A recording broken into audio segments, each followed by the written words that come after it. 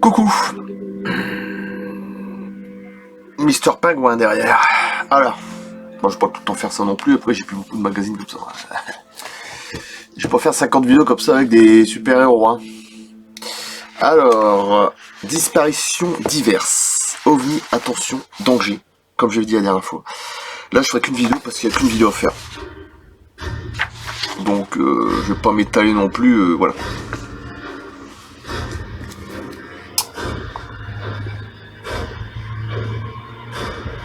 Et c'est très intéressant aussi.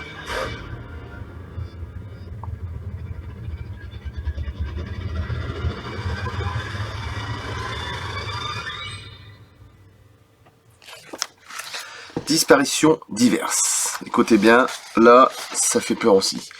Les renseignements qui suivent proviennent des archives de mon ami Jimmy Dieu, qui avait accumulé une documentation importante au cours de ses enquêtes dans le monde. Sachant qu'il n'allait pas s'en servir, il m'a demandé de les utiliser dans ce livre, je tiens à l'en remercier. Comment expliquer la disparition du pont métallique qui traversait le fleuve à la sortie de la ville d'Hamilton au Canada, point d'interrogation. Pour les Canadiens, ceux qui savent, parce que je connais quelques Canadiens sur Facebook, YouTube. Une construction pesant des centaines de tonnes s'est volatilisée instantanément à la vue de tous les habitants. J'imagine mal des gens en train de voler des centaines de tonnes. Déjà, vu le poids, c'est impossible. Donc, c'est encore un truc de dingue. En France, en mars 1973, 70 tonnes de rails de chemin de fer, des aiguillages et différents matériaux ferroviaires se sont envolés en une nuit à Pienne. 70 tonnes. Ni vu ni connu. En Meurthe-et-Moselle, personne n'a rien entendu alors que ce genre de déménagement aurait dû réveiller tous les environs, les gardiens qui surveillaient les lieux et provoquer l'arrivée de la police. L'enquête n'a décelé aucune trace suspecte au sol, ce qui aurait dû être le cas si des humains avaient déplacé de telles quantités de matériel. Allez, je suis tout à fait d'accord, parce que 70 tonnes, rien entendre, que dalle, comme volatilisé.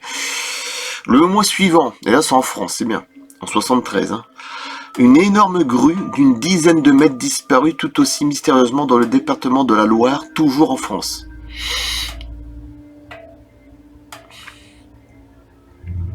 Si, comme on pourrait le supposer, les millions d'humains enlevés servent à repeupler une ou plusieurs planètes, hein, ça c'est les enlèvements extraterrestres, les abductions, il est possible qu'ils leur fournissent des bateaux en état de marche, des avions, des sous-marins, des voitures, des rails, et peut-être des grues pour les déplacer. C'est une hypothèse qui peut sembler farfelue, je l'admets, oui, mais puisque nous n'avons aucune explication satisfaisante, elle a au moins l'avantage d'être rassurante en ce qui concerne la survie des disparus. Oui, parce qu'il y a aussi des enfants qui disparaissent totalement. Ah, c'est beaucoup plus dur à avaler la pilule. Hein. Mais il y a d'autres disparitions qui laissent pantois. En juillet 1972, la fameuse cabine de l'astronaute soviétique Yuri Gagarin, le premier homme dans l'espace, était dans un wagon de chemin de fer reliant l'URSS à la Suède, où elle devait être exposée durant 2 mois. 8 wagons arrivèrent à destination, mais il manquait le 9e wagon, celui-là même qui contenait la cabine. Il était situé au milieu du train et n'avait pu être décroché durant le voyage. Les autorités russes étaient formelles sur ce point. Il ne s'agissait fort heureusement que d'une copie. Les kidnappeurs, pour montrer qu'ils n'étaient pas dupes,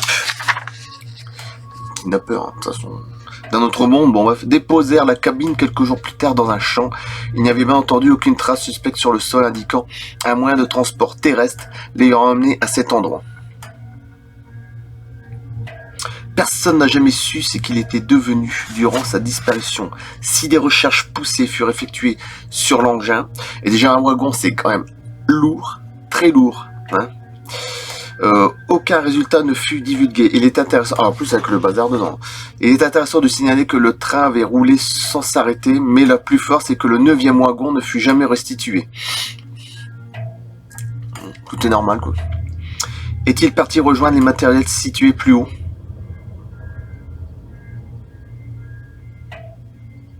Dans ces contacts du 5e type, il faut naturellement parler des enlèvements d'humains.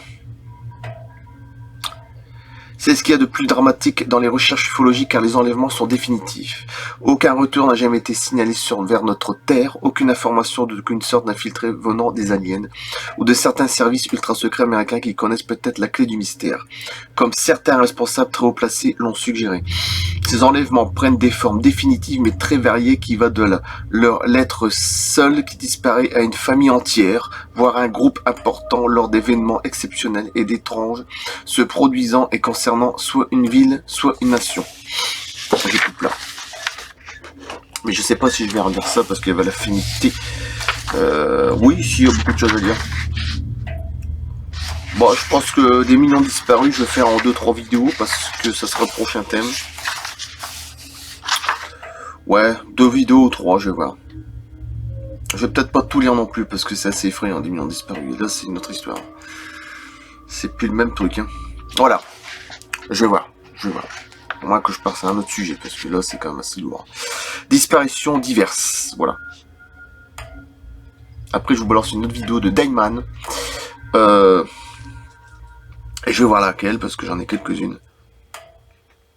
Et c'est quand même assez très lourd aussi. Vous avez vu les trucs d'avant, 13 000 ans avant Jésus-Christ. Oui, bien sûr. On va dire que les pyramides, bien sûr, il y a les pyramides aussi sur Mars, faut pas oublier, et aussi les pyramides dans le ciel. L'histoire que j'avais racontée là. Les disparitions d'avions, et oui, métalliques dans le ciel. 700 mètres de haut sur 400 mètres de large. Donc vous voyez que le monde est manipulé depuis très très longtemps. Tout est à revoir de toute façon. Disparitions diverses, je coupe là. Merci. Ah non, c'était... Oui, c'est ça. Excusez-moi. Et je verrai bien pour la disparition de personnes, parce que là, c'est beaucoup plus lourd. Je verrai bien, je sais pas. Je vais réfléchir. Je ferai peut-être un autre sujet. Parce que j'ai pas envie d'être trop effrayé aussi. Bon, c'est quand même un sujet très lourd. Donc, je ne sais pas. Bon, à bientôt. Merci. À plus. Juste après, je vous balance une très belle vidéo. Merci.